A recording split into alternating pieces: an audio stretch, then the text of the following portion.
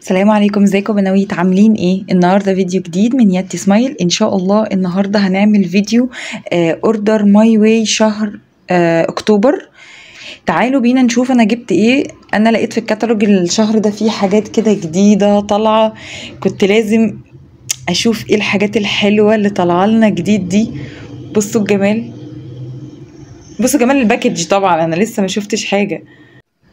ده المفروض ان هو سكراب للجسم، المفروض بنستخدمه مره كده في الاسبوع او مرتين. بنحطه وبحركه دائريه كده بنقوم ممشين على جسمنا.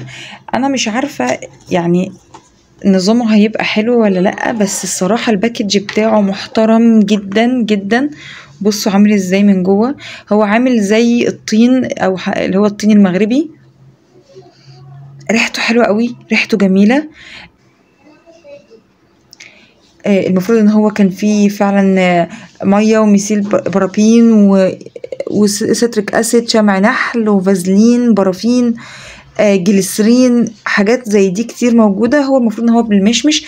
هو ريحته حلوه جدا جدا. الباكج ده انا مش هرميه، اكيد مش هرميه. بصوا الجمال. تعالوا بقى اقول لكم سعره كام بالفاتوره. ده كان عامل 35 جنيه سعر فاتوره. بصراحة سعره حلو جدا على الحجم بتاعه. الحجم بتاعه 170 جرام. تمام، ده كده كان السكراب بتاع الجسم. الحاجة الجديدة التانية اللي شفتها هو البودي سبلاش ده من همسات، ما شفتوش قبل كده عندهم. الحجم بتاعه 230، فكبير جدا. الصراحة أنا جربته، ريحته حلوة، يعني ريحته حلوة. اللي جرب برفانة همسات هيعرف الريحة بتاعتها. طبعا مش بنفس قوة البرفانة، بس ريحته جميلة. ثبته قد ايه يعني انا ما جربتوش. صح، انا جربته كده على الهدوم. هو الصح ان انت بتجربيه بعد ما بتاخدي دش دافي، سخن دافي، بتبقى مسامك لسه متفتحه، بتقومي رشاه على جسمك مباشر، فبيقعد في الجسم فتره اطول. ده المفروض ان احنا بنستخدمه صح. انا ما استخدمتوش كده، انا اول ما جه قمت فاتحه ورشه. ريحته حلو وثبته معقول، يعني 4-5 ساعات كان معقول حلو. سعره بقى كام؟ كان عامل 86 جنيه ونص. سعر فاتورة 86 جنيه ونص. اللي بعد كده كلنا عارفينه، دي مش حاجة جديدة. ده شاور 2 لتر من ليلة، برفانة ليلة طبعا كلنا عارفينها. ده الجامبو. جميل جدا. انا بحب يعني الشاورات اللي بريحة البرفانات. وكنت جايبة الاتنين لتر، كان عامل 84 جنيه. كان عامل 84 جنيه. هو ريحته يعني هو لونه بينك من جوه كده، وردي، وريحته رهيبة، ريحته رهيبة رهيبة رهيبة، يعني جميلة. فالشاور ده مش جديد وكلكم عارفينه. بصوا بقى، ده كان عرض ان انتوا اشتري 2 شاور بيوتي. ده بجوز الهند والارجان، كل واحد فيهم نص كيلو. اشتري الاتنين دول ب98 جنيه ونص سعر فاتورة. تاخدي مزيل عرق مجانا. المزيل عرق موجود، بس الصراحة حد خده مني قبل ما اعرف اصوره، بس هو كان العرض كده. باخد الاتنين دول ب 98 جنيه ونص سعر فاتوره، ويجيلي مزيل عرق مجانا. ريحته بقى مش عايزه اقول لكم، هو لونه بنفسجي، كده باين من جوه اهو. ريحته رهيبه، ريحته رهيبه. جوز الهند طاغيه عليه جدا جدا.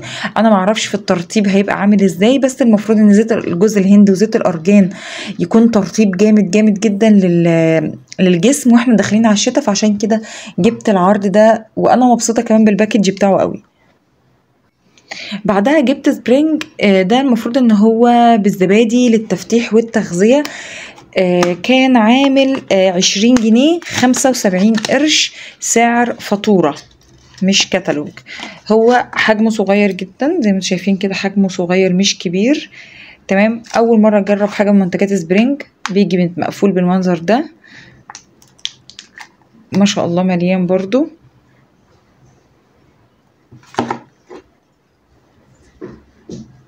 انا مش جايباه لبشرتي لوشي، انا جايباه طبعا لايدي لكوعي كده يعني، لكن مش هحطه على وشي. ريحته حلوه مش وحشه، وتقيل يعني ينفع للشتاء. تمام. انا معرفش ينفع للوش ولا لا الصراحه، بس هو حلو قوي الصراحه. يعني بصوا نعم ايدي جدا، نعمها قوي. شايفين حتى الحته اللي انا حطيت عليها دي، شايفينها بقت عامله ازاي؟ انا معرفش طبعا التفتيح برضه هيبقى عامل ازاي، بس انا هتشجع كده، شكلي هتشجع واستخدمه للبشره، لان هو مكتوب للبشره، مكتوب لبشره الوش، فانا شكلي يعني هتشجع واستخدمه لبشرتي، واقول لكم بقى النتيجه بتاعته ايه. بعدين جبت سوفت ميلك، اكيد كلكم عارفينه، ده صابون الايدين. كان عاملين الاتنين دول مع بعض كانوا عاملين 54 جنيه وربع سعر فاتوره. طب بينعم الايد بطريقه مش ممكن يعني. بصوا هجربه لكم اهو، ده بيبقى شكله اهو من جوه، تمام؟ هو صابون بس بينعم الايد قوي قوي قوي قوي، بينعم الايد جدا جدا لما بتستخدميه، حلو قوي. فبحط واحد جنب غسيل المواعين وواحد بقى في الحمام، اهم حاجه انا بجيبه لغسيل المواعين برضو عشان ايدينا ما بتنشفش من غسيل المواعين.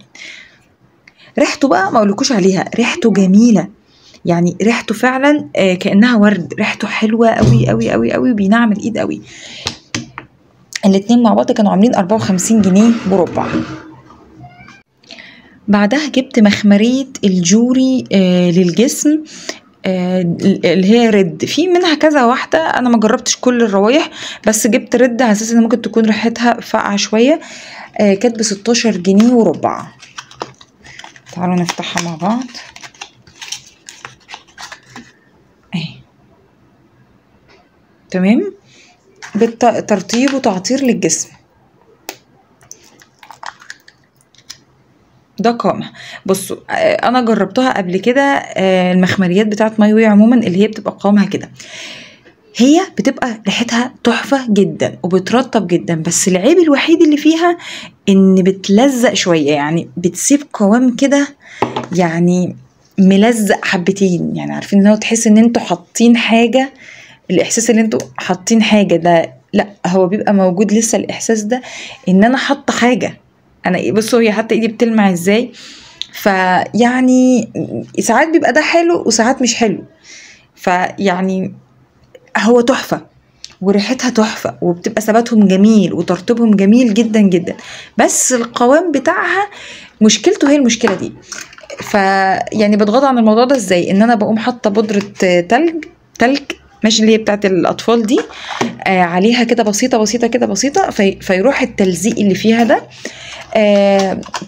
يا اما بحطها على قدم الرجل، فبتبقى برضو ايه الفكرة دي حلوة، لكن هتفضل ايدي بتلمع بالمنظر ده كده، يعني مش اللمعة دي بقى خلاص مش هتروح، فده القوام بقى اللي انا قصدي عليه.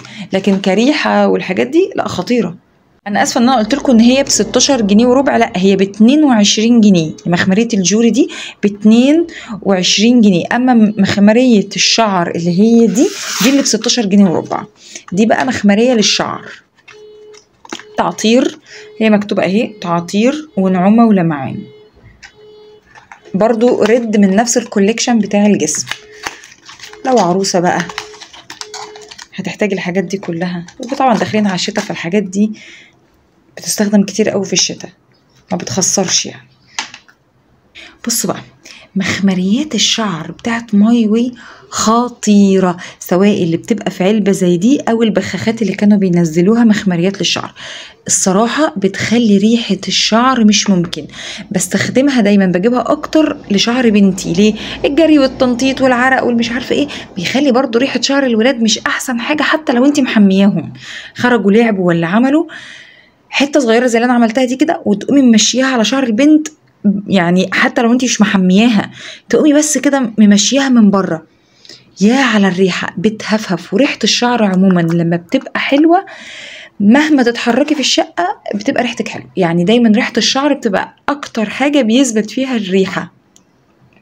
فالمخمريات بتاعت الشعر بتاعت ماي واي مش ممكن، ومعلش 16 جنيه العلبه دي، والله مش اقل من 3 4 شهور، لانك فعلا بتاخدي حته صغيره، لانك انت مش عايزه الشعر يزيت، انها يعني لو حطيتي كتير هتدهن من الشعر، فبتحطي حته صغيره وتفرق تمشيها بقى على شعرك كله، ما تخليهاش توصل للفروه، لا من بره بس كده، كل يوم كده حته صغننه كده تك تك، خطيره. 3 4 شهور دي تكفيني، ف16 جنيه سعرها، مفيش احسن من كده يعني. بعدين جبت بقى بودرة الجسم دي بتاعت رومانس، البودرة دي عموما انا مش بستخدمها للجسم بس. بصوا اهو ده شكلها من جوه اهو. انا مش بستخدمها للجسم بس، انا بستخدمها جوه الكوتشيات والجزم. بتدي ريحه حلوه جدا. يعني انت لبستي شرابك خلاص اهو، حطيها بقى ما بين الكوتشي والجزمه، ولو عايزه تحطيها جوه الشراب برضو حلو عشان ريحه الشرابات والكلام من ده، خصوصا بقى المدارس والكلام ده. لكن برضو استخدامها في الجسم لا غنى عنه. برضو بعد ما بتخرجي من الحمام، ومش دايما بنعمل كده الصراحة، برضو لما تاخدي شوية بودر كده وبعد ما ترطبي جسمك وتقومي ممشيه كده البودر على جسمك، الصراحة برضو بتفرق قوي. بس اكدب عليك ان انا اقولك ان دايما بنعمل كده، لا، مش على طول بنعمل كده. انا بجيبها اكتر للشوزات، يعني بتدي ريحة مش ممكن خطيرة. يعني انا شوية دول اهو اقوم عاملاهم كده واقوم ماشية على جسمي كده زي ما بتبدري البيبي كده اهو، على جسمك كله كده كده كده كده كده كده. بس شفتوا اللمعة اللي كانت في المخمرية راحت ازاي؟ هو ده اللي انا بقوم عاملاه. فالريحة بتبقى رهيبة جميلة جدا ما شاء الله. دي كان سعرها 12 جنيه. دي بقى بودرة العناية بالقدم، دي بتتحط بين الشراب والرجل، يعني دي بتتحط على الرجل مباشر. الصراحة بقى دي بتعمل ريحة مش هقولك ان هي ريحة برفان، لا، هي بتبقى ريحة نعناع. بس ليه كده؟ تبصوا اول ما فتحتها ده كان واقع عليها، يعني نفس الاداء، بس هي بتبقى ريحة نعناع. عارفين الكلوريتس اللي بين الكلوريتس ده اللي بيبقى ريحتها بالظبط. برضو على فكرة بتستخدم في الشرابات عادي، ما بين يعني على رجلك كده قبل ما تلبسي الشراب، وتستخدم برضو ما بين الشوز وما بين البتاع. انا جايبة 2 عشان خاطر ليه وللولاد تقعد معانا شوية. طيب كانت سعرها كام؟ دي كان سعرها 14 جنيه سعر فاتورة. الحاجات دي بقى لا غنى عنها، خصوصا في ايام المدارس بتفرق جدا والله. اخر حاجة بقى فازلين الساعة. خلاص ده لا غنى، خلاص كلنا عارفينها. دي كانت عاملة فازلين الساعة كانت عاملة 13 جنيه 75 قرش. بصوا بتيجي كده منظرها اهي من جوه. فاكرين بقى القوام اللي انا كنت بتكلم عليه في المخمريات؟ لا، دي بقى ما فيهاش قوام التلزيق خالص نهائي. دي كده يعني مش ممكن على جمالها، وما بستغناش عنها في شنطتي ابدا ابدا ابدا. دي المنقذة. طيب شفايفك ما قفش يعني قشفت ايدك حسيتيها عايزه تترطب، حسيتي ان انت يعني الديوترنت بتاعك يعني لا، حاسه ان انت عايزه تجددي وانت في شغلك ولا في جامعتك ولا حسيتي ان انت لما دخلتي كده تتوضي او تصلي وريحه الشراب مش لطيف. اي حاجه. بصوا الصراحه اي حاجه في اي حاجه ماشيه معايا، ما بشيلهاش من الشنطه ابدا. اولا ما بحسش بيها، ثانيا سعرها صغير 13 جنيه 75 قرش. ربنا بيديها، بيحط فيها بركه مش ممكن. شوفوا هي حته بتاعه كده يعني قد الجنيه، يعني قد الجنيه تقريبا، بس ربنا بيحط فيها بركه. انا مش فاهمه فيه، ما شاء الله عليها، حته صغيره بتكفي اي حاجه، فدي لا غنى عنها ابدا. ده كان فيديو النهارده، يا رب يعجبكم ان شاء الله. دي الحاجات اللي انا جبتها. قولوا لي برضو ارائكم، وان شاء الله هعمل لكم ريفيو عن السكراب دوت اللي استخدمه. برضو قولوا لنا في الكومنتات يا بنات. ما تنسوش بقى تعملوا لي لايك وتدعموني، تشتركوا في القناه لو مش مشتركين. سلام عليكم، اشوفكم الفيديو الجاي.